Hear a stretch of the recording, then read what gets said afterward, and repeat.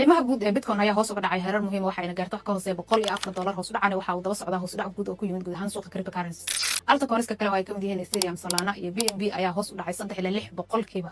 Qubradu waxay leeyihiin in haddii Bitcoin ay ka hoos marto 100,000 waxa uu suuqa geli doonaa xaalad loo yaqaan Bannon taas oo ah mid ku meel gaar ah.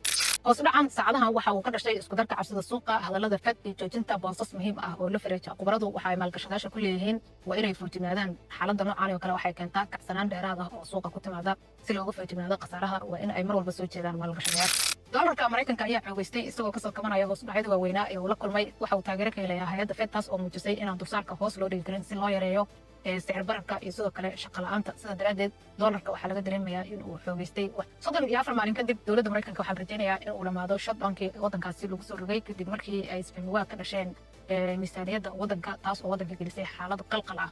waxaa la leeyahay 34 maalmood kadib waxaa la dareemayaa isku soo dhawaasho dhinacyada ah iyo in heshiis afgarada laga gaari doono xaaladii abuurtay shutdownka. wararkaas ayaa ugu waaweyn suuqada cryptocurrency ee maanta mar walba la soco my exchange kala soo dhig tiktok-geena soo raac facebook-geena subscribe soo saar youtube-geena aad iyo aad ayaa u mahadsantiin. sidoo kale haddii aad u baahantiin USDT qiimaheedu jaban yahay nagala soo hadla markaa ku filka saara.